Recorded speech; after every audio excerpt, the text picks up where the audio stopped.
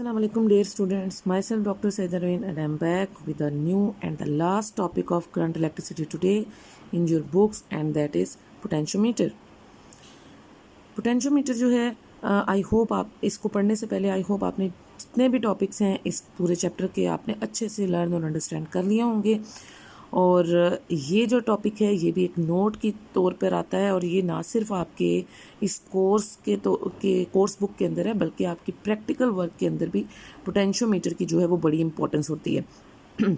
ये आपका बेसिकली एक प्रैक्टिकल है पोटेंशियोमीटर का, जिसमें आप एक वायर की जो है इंटरनल रेजिस्टेंस जो है वो भी with the help of a wire आप एक स्मॉल सेल की इंटरनल रेजिस्टेंस भी कैलकुलेट कर सकते हैं और आप एक सिंगल सेल की ईएमएफ कैलकुलेट कर सकते हैं, ये दो सेल्स की ईएमएफ्स को कंपेयर भी कर सकते हैं। तो ये आपका एक प्रैक्टिकल वर्क भी है।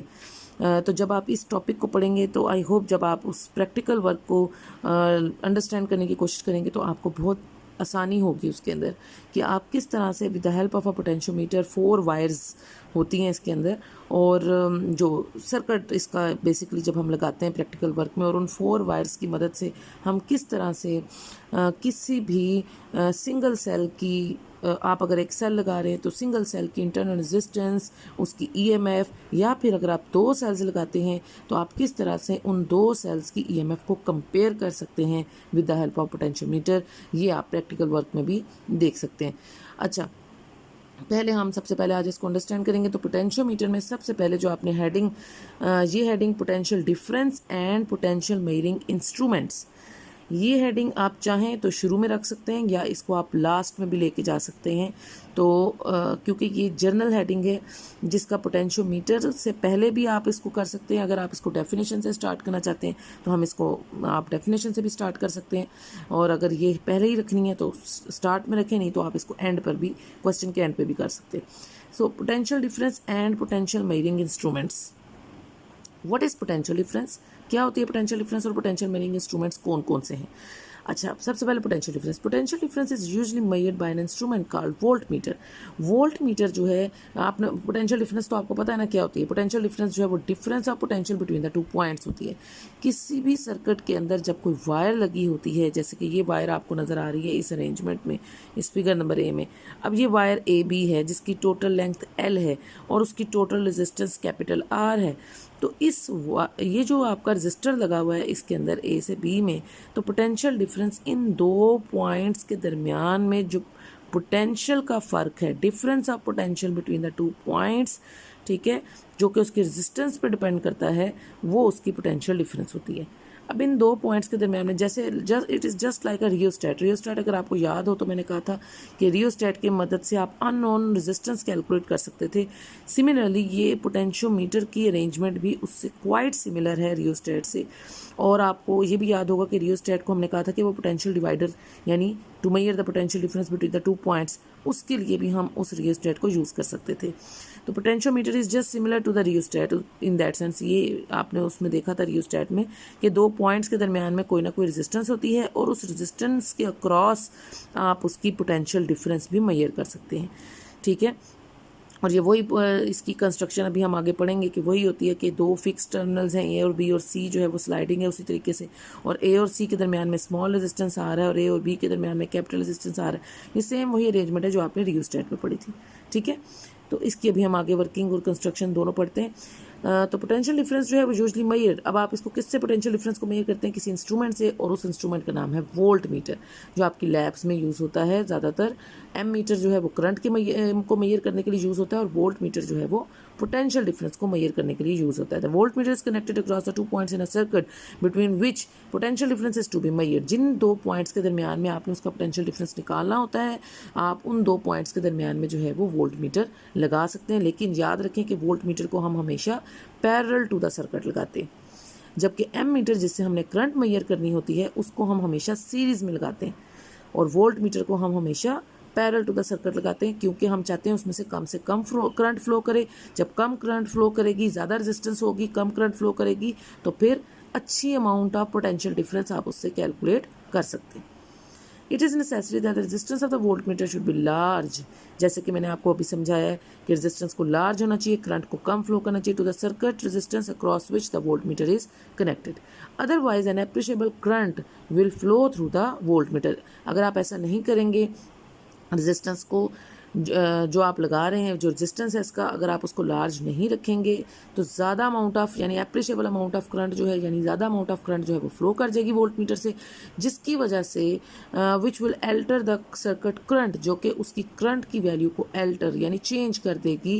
जब वो चेंज होगा तो potential difference and the potential difference to be measured, जब करंट चेंज होगी तो पोटेंशियल डिफरेंस की वैल्यू भी चेंज हो जाएगी। तो हमारा काम ये है कि resistance should be maximum, resistance maximum होगा तो कम से कम करंट फ्लो करेगी, कम करंट फ्लो करेगी तो ही अच्छा एक्यूरेट पोटेंशियल डिफरेंस आप मेजर कर सकते हैं।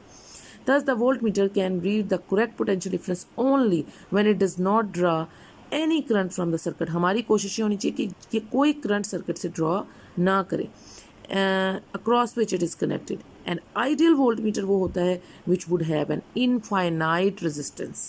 अगर आप एक आइडियल केस की तरफ जाएं तो एक आइडियल वोल्ट मीटर वो है जिसमें से लामहदूद करंट जो रेजिस्टेंस है वो उसके हो, इनफाइनाइट रेजिस्टेंस होगी तो करंट की वैल्यू ज़ीरो को अप्रोच करेगी। जब करंट की वैल्यू ज़ीरो को अप्रोच करेगी तो आप अच्छी accurate ideal potential difference with the help of ideal volt meter जो है वो कैलकुलेट कर सकते हैं।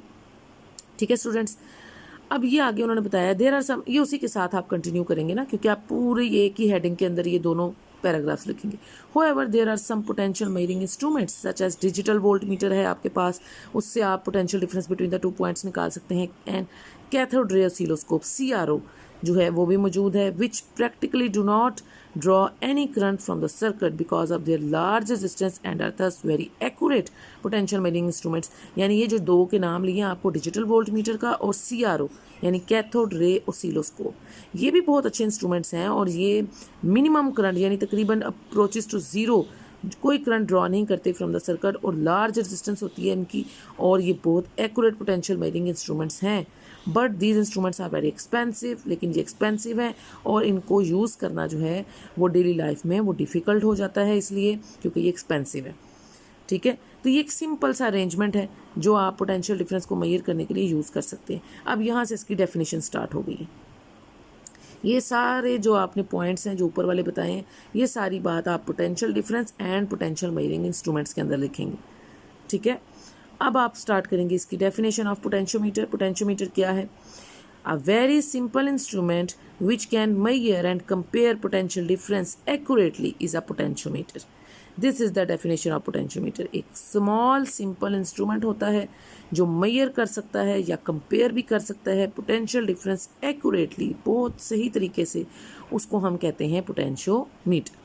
ठीक है, ये इसकी definition होगी। अब आ जाएं इसकी construction and working की तरफ। कंस्ट्रक्शन एंड वर्किंग में साथ साथ आप ये भी बताते जाएंगे कि ये क्या, किस तरह से आपने कंस्ट्रक्शन, आपको पता है ना, जैसे जैसे आप डायग्राम बना रहे हैं उन पॉइंट्स को आपने लेबल भी करते जाना है और साथ साथ उनकी वर्किंग भी बताते जानी है। इसको हम कहते हैं कंस्ट्रक्शन एंड वर्किंग। अब सबसे पहले जो फिगर नंबर ये जो है ए है जो आपको नज़र आ रही, उसमें क्या है? Potentiometer consist of a resistor R. उसको देखें, उसमें एक रजिस्टर आर है, capital R, in the form of a wire on which a terminal C is the sliding terminal जो कि स्लाइड कर रहा है। The resistance between point A and C can be varied। आप इसको चेंज कर सकते हैं ना, स्मॉल आर रेजिस्टेंस है जिसको आप वेरी कर सकते हैं। आप चाहें तो सी टर्मिनल को जो है वो ए की तरफ लेके जाके रेजिस्टेंस की वैल्यू को मिनिमम भी कर सकते हैं और सी टर्मिनल को टूवर्ड्स बी लेके जाके आप रेजिस्टेंस की वैल्यू को मैक्सिमम भी कर सकते हैं। तो आप इस सी पॉइंट को वेरी करा के ए और बी के दरमियान में आप रेजिस्टेंस की वैल्यू को चेंज कर सकते हैं between 0 to capital R as the sliding conductor C is moved from A to B। If a battery of EMF E is connected across R, अगर आप अब ये आ जाए B के पास, B जो आपकी सर्किट डायग्राम है इसकी तरफ आए। अच्छा, ये मैंने इन दोनों सर्किट डायग्राम्स को, ये सर्किट डायग्राम्स जो हैं ये ये मैंने आप दोनों को पॉइंट्स बना दिए, 2 पॉइंट्स हैं, क्योंकि बेसिकली पोटेंशियोमीटर 2 काम कर रहा है ना आपका। आप कह रहे हैं कि आप इससे to measure the EMF of a cell, आप एक सेल की ईएमएफ भी कैलकुलेट कर रहे हैं। तो ये जो पहला अरेंजमेंट नज़र आ रहा है, ये एक सेल की ईएमएफ को कैलकुलेट करने के लिए नज़र आ रहा है। और जो नीचे वाली डायग्राम है बी, जो 13.25 है आपकी, ये जो है सर्किट डायग्राम है to compare the EMFs of 2 cells. ये 2 सेल्स की ईएमएफ्स को कंपेयर करने के लिए बनाई गई है। तो आप दोनों पे हेडिंग देखकर दोनों की सर्किट डायग्राम बारी बारी बना सकते हैं। पहली है to measure the EMF of a cell, और दूसरी डायग्राम आप बना सकते हैं to compare EMFs of 2 cells.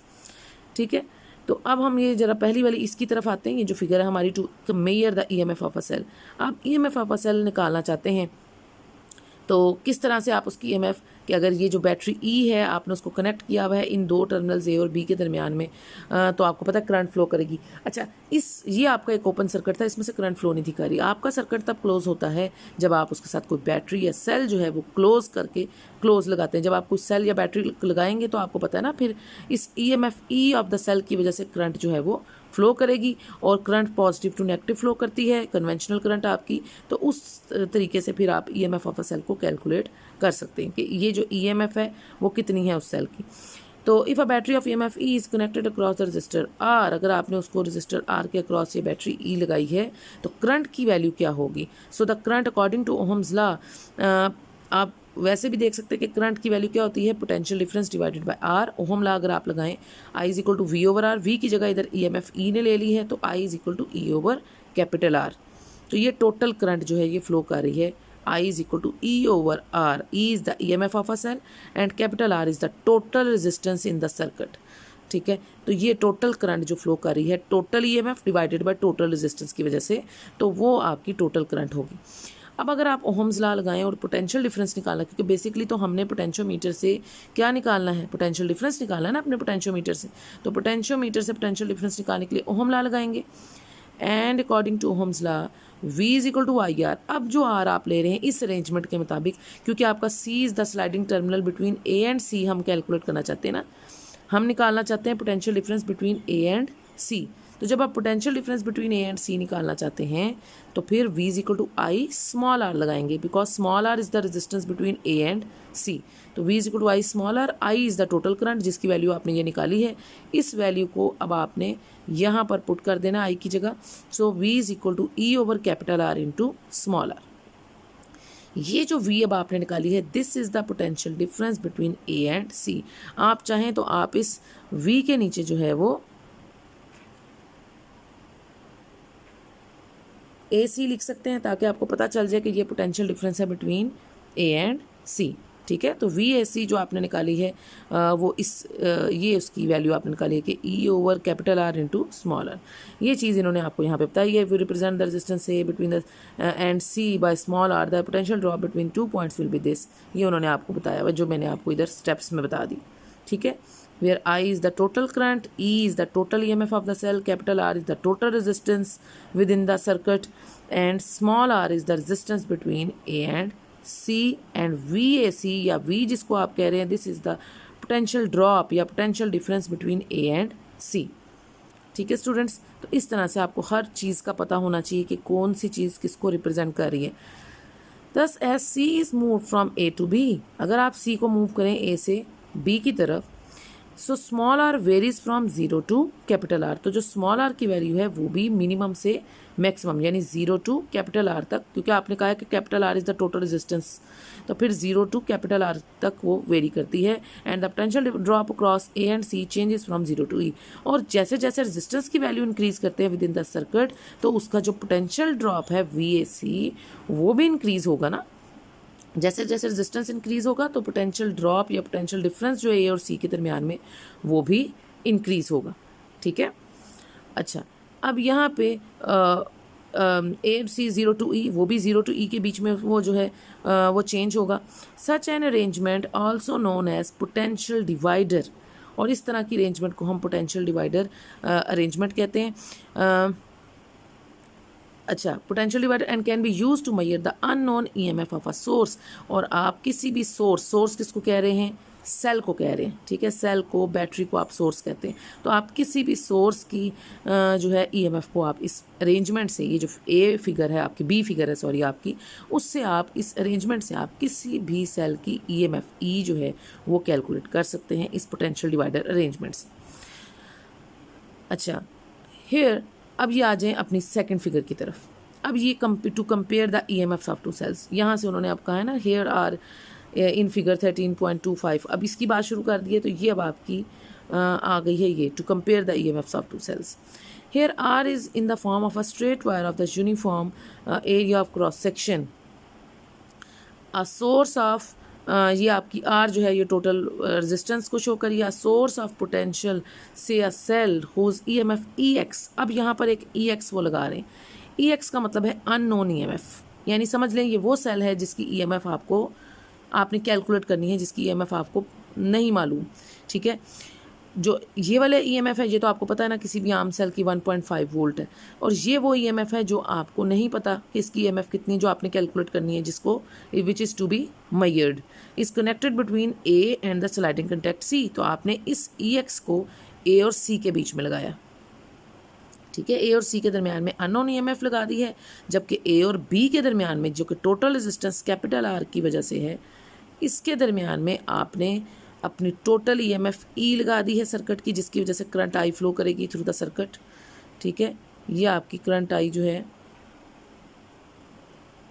ये फ्लो करेगी इस ईएमएफ ई की वजह से इन द सर्किट। कन्वेंशनल करंट है, पॉजिटिव टू नेगेटिव फ्लो करेगी। और लेकिन एक चीज़ का आपने जो ध्यान रखना है वो ये है कि ये देखिए, ये जो अननोन ईएमएफ का पॉजिटिव टर्मिनल है और जो आपका नॉन ईएमएफ है ई, उसका पॉजिटिव टर्मिनल, ये दोनों के पॉजिटिव टर्मिनल को आपने ए पर कनेक्ट किया, यानी ए टर्मिनल जो है वो आपका पॉजिटिव टर्मिनल है, जिस पर आपने दोनों ईएमएफ्स के पॉजिटिव टर्मिनल्स को कनेक्ट करना है, ठीक है। अननोन ईएमएफ का भी पॉजिटिव टर्मिनल आपने ए पे कनेक्ट किया है, जबकि जो आपका नॉन ईएमएफ है ई, उसका भी पॉजिटिव टर्मिनल आपने ए पर कनेक्ट किया। सो ए शुड बी पॉजिटिव। और जो नेगेटिव टर्मिनल है इस अननोन ईएमएफ का, वो आपने गल्वेनोमीटर के साथ कनेक्ट किया है। गल्वेनोमीटर को आगे आपने गल्वेनोमीटर के भी आपको पता है ना, galvanometer is a device, electronic device है which is use to detect the current in a circuit. मैंने लास्ट जब व्हीटस्टोन ब्रिज पढ़ाया था उसमें भी आपको बताया था कि गल्वेनोमीटर जो है वो डिटेक्ट करने के लिए टू करंट, यानी कि कितनी करंट, अमाउंट ऑफ करंट तो नहीं बता सकते, to detect the current in a circuit कि क्या करंट फ्लो कर रही है सर्किट से या नहीं कर रही। तो गल्वेनोमीटर वो डिवाइस होता है। उस गल्वेनोमीटर के भी दो टर्मिनल्स होते हैं, एक नेगेटिव टर्मिनल होता है, एक पॉजिटिव टर्मिनल होता है। तो आपने इस सेल का जो नेगेटिव है वो गल्वेनोमीटर के नेगेटिव से कनेक्ट करना है, और जो गल्वेनोमीटर का पॉजिटिव है वो आगे आप कनेक्ट कर देंगे इस स्लाइडिंग टर्मिनल सी से, ठीक है। तो इस तरह से ये सर्किट कंप्लीट होगा। और अब ये जो क्लोज सर्किट है ए जी सी ए जी सी ए जो है ये आपका एक क्लोज्ड लूप है। इस क्लोज्ड लूप के दरमियान में आपने अननोन ईएमएफ कनेक्ट की है ना, तो फिर इस क्लोज्ड लूप को कंसीडर करते हुए ही आपने इस रेजिस्टेंस की वैल्यू को कम ज़्यादा करके इस अननोन ईएमएफ को कैलकुलेट करना है। ये भी हम आगे देखते हैं। अच्छा, it should be noted that the positive terminal of EX यानी अननोन EMF जो है and that of a potential divider are connected to the same point A। यानी मैंने आपको कहा ना कि दोनों के जो पॉजिटिव हैं, इस नॉन EMF का और अननोन EMF का, दोनों के पॉजिटिव को A पे कनेक्ट करना है, ठीक है।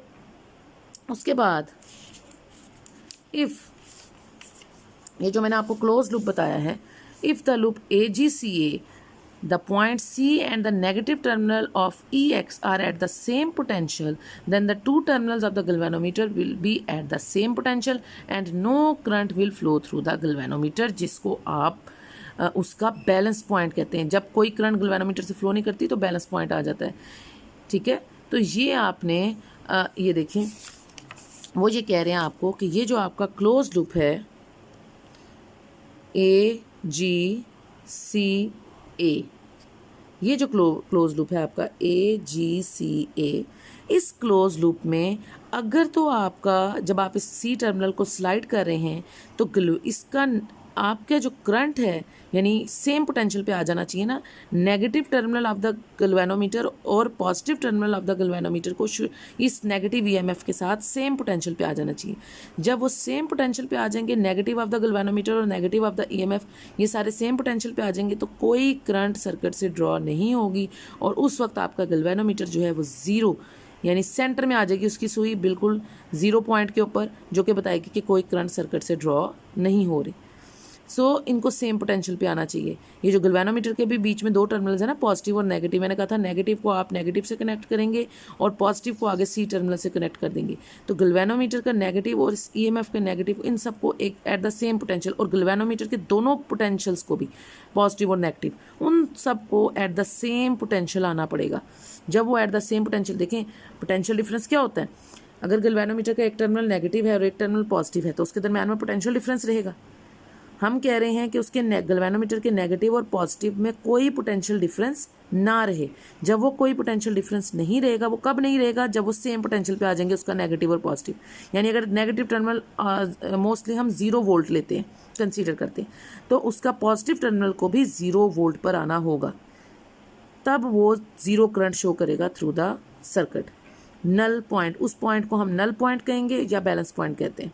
ठीक है, सेम पोटेंशियल का मतलब है कि नेगेटिव टर्मिनल अगर आपका 0 वोल्ट पे है तो आपका पॉजिटिव टर्मिनल भी 0 वोल्ट पर आना चाहिए। So there should be no potential difference between the two terminals of galvanometer and there is no current should be drawn through the circuit and the galvanometer will show the 0 point और null point को show करेगा।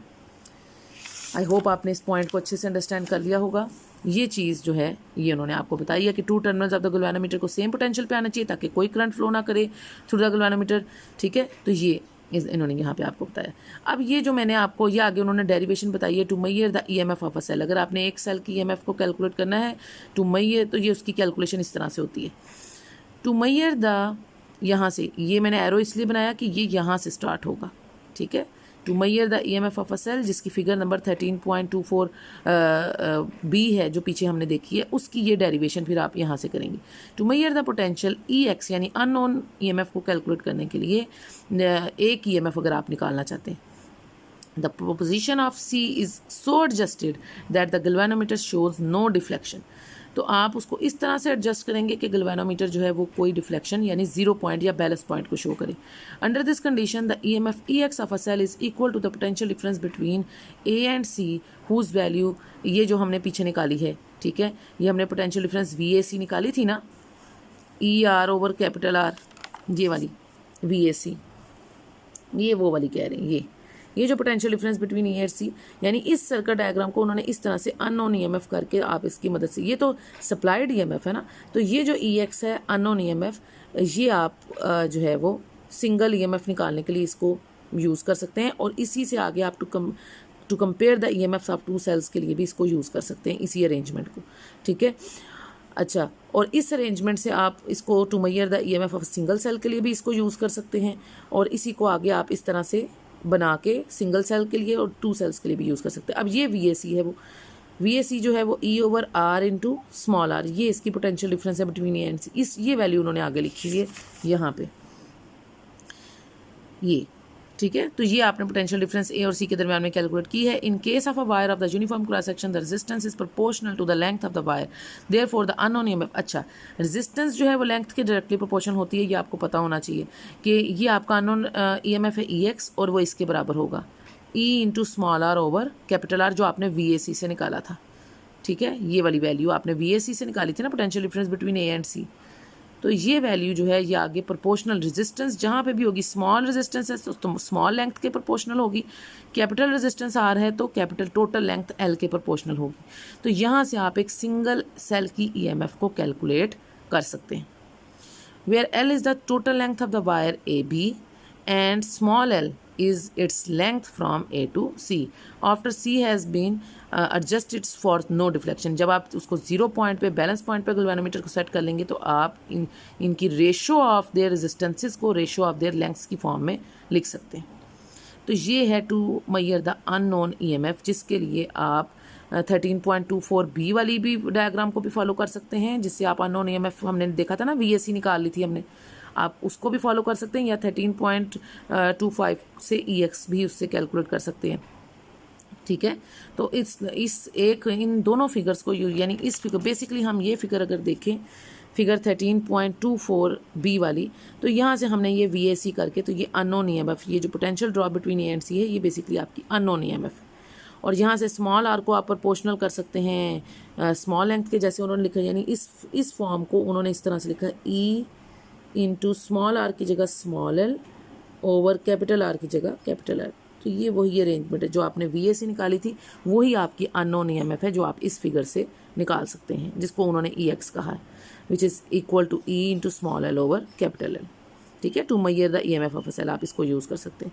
अब ये जो नीचे figure है, to compare the EMFs of two cells, इसमें ये एक सिंगल सेल अभी लगाया हुआ है EX, इसकी जगह अगर आप 2 सेल्स लगा ले तो आप उन दोनों सेल्स की EMF को कंपेयर भी करा सकते हैं इस अरेंजमेंट से। ठीक है, वो अभी हम देखते हैं वो किस तरह से करना है।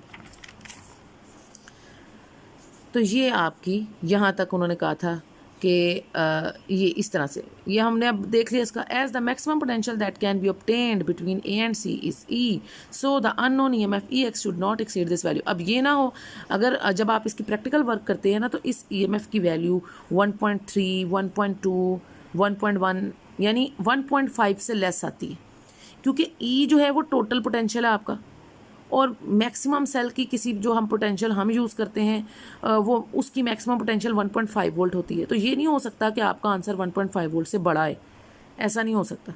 इसलिए आपका आंसर जो है अननोन EMF का वो हमेशा 1.5 से लेस आता है। ठीक है, सो वो यही कह रहे हैं कि EX should not exceed this value, यानी E की वैल्यू से बड़ा नहीं हो सकता, otherwise the null condition will not be obtained. इस तरह नल कंडीशन ऑब्टेन नहीं होगी। आप इट कैन बी सीन, यानी 0 पॉइंट नहीं आएगा, करंट फ्लो करेगी। It can be seen that the unknown EMF EX is determined when no current is drawn from it, and therefore the potentiometer is one of the most accurate methods for measuring potential। यानी potentiometer एक तो cheap है, यानी एक simple सा small arrangement है, सस्ता arrangement है, जिससे आप अननोन EMF बगैर कोई करंट ड्रॉ कराए एक्यूरेट EMF जो है वो उससे कैलकुलेट कर सकते हैं सिंगल सेल की। अब आ जाए to compare the EMFs of two cells. अगर हम चाहें तो 2 सेल्स की EMFs को भी कंपेयर करा सकते हैं, जैसे कि मैंने 13.25 फिगर में कहा कि अगर आप उस सिंगल सेल EX की बजाय 2 सेल लगा लें, उसमें एक सेल को E1 कह लें और एक सेल को E2 कह लें। The method for measuring the EMF of a cell as described above can be used to compare the EMFs E1 and E2। अब आप एक सेल की बजाय EX की बजाय आप 2 सेल लगा सकते हैं, E1 और E2। तो अगर आप उधर 2 सेल लगा लें तो उनकी वजह से ये जो आप एक्सप्रेशन लिखेंगे 13.28, इसको 2 दफ़ा लिखें। अब 2 दफ़ा कैसे लिखेंगे, एक दफ़ा E1 के लिए, EX की जगह क्या आ जाएगा E1 is equal to E into एक को कह ले L1 over L। Total length तो नहीं ना चेंज हो सकती, ना ही टोटल EMF चेंज होगी, इसलिए टोटल EMF ने भी E ही रहना है, टोटल लेंथ ने भी L ही रहना है ऑफ द वायर।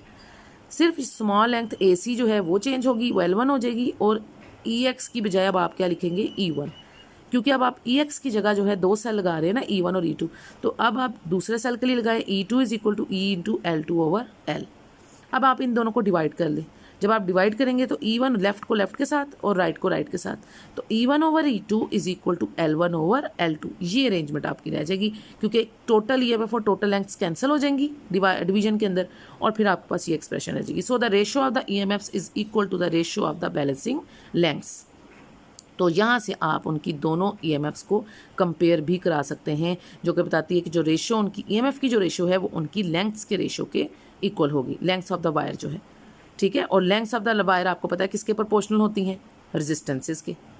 इसका मतलब है resistance, lengths of the wire proportional है रेजिस्टेंस के, और रेजिस्टेंस प्रोपोर्शनल है EMF। और ये सारी चीज़ें आपस में, यानी अगर रेजिस्टेंस ज़्यादा होगी तो लेंथ की वैल्यू ज़्यादा होगी, या फिर आप ऐसे भी कह सकते हैं वाइस वर्सा कि लेंथ अगर ज़्यादा है तो रेजिस्टेंस की वैल्यू ज़्यादा होगी, और रेजिस्टेंस ज़्यादा है तो EMF ऑफ द सेल जो है वो आप एक्यूरेट कैलकुलेट कर सकते हैं, क्योंकि करंट कम फ्लो करती है। ठीक है, इन सारी चीज़ों को आपने रिलेट करना है आपस में कि लेंथ, अगर किसी भी वायर की लेंथ ज़्यादा है तो उसकी रेजिस्टेंस ज़्यादा है, रेजिस्टेंस ज़्यादा है तो इसका मतलब होता है कि करंट कम फ्लो करेगी, करंट कम फ्लो करेगी तो EMF जो है आप उसकी एक्यूरेटली फाइंड आउट कर सकते हैं। ठीक है जी। तो EMF या उसकी पोटेंशियल डिफरेंस जो भी आप कैलकुलेट करना चाह रहे हैं with the help of potentiometer, वो आप अच्छे से उसकी कैलकुलेट कर सकते हैं उस सर्किट के अंदर, ठीक है। तो ये that's all for today students. I hope ये लास्ट टॉपिक जो आपका था वो आपने अच्छे से अंडरस्टैंड कर लिया होगा। जहाँ मैंने स्टार्स बनाए हैं इसके अंदर, वो आप देख सकते हैं, वो इसलिए बनाए हैं क्योंकि ये MCQs वाइज भी कुछ पॉइंट्स होते हैं जो बहुत इंपॉर्टेंट होते हैं, ठीक है। और शॉर्ट आंसर के हवाले से भी, ये एक पीछे भी आइडियल वोल्ट मीटर के उधर भी मैंने एक स्टार बनाया यहाँ पर, तो वो आप देख सकते हैं कि आपको ये पॉइंट्स इसलिए स्टार बनाए हैं क्योंकि ये वो MCQs में भी आपसे पूछ सकते हैं और शॉर्ट आंसर क्वेश्चन के तौर पे भी पूछ सकते हैं। अब आप अगले लेक्चर तक इसकी जो है इसके शॉर्ट आंसर क्वेश्चंस को खुद भी ट्राई करें, न्यूमेरिकल्स को ट्राई करें। इंशाल्लाह अब नेक्स्ट लेक्चर जो है न्यूमेरिकल्स और शॉर्ट आंसर क्वेश्चंस के को हम सबसे पहले शॉर्ट आंसर क्वेश्चंस करेंगे और फिर न्यूमेरिकल्स करेंगे, ताकि आपको अच्छी से अंडरस्टैंडिंग जो है इस पूरे चैप्टर की डेवलप हो जाए। उसके बाद भी आपको एक असाइनमेंट दूंगी, उसके लिए आप प्रिपेयर्ड रहें। That's all for today students. You can like, subscribe and share my channel and press the bell icon for future notifications. If you have any problem, you can comment me also. Until the next lecture, take care. Allah Hafiz.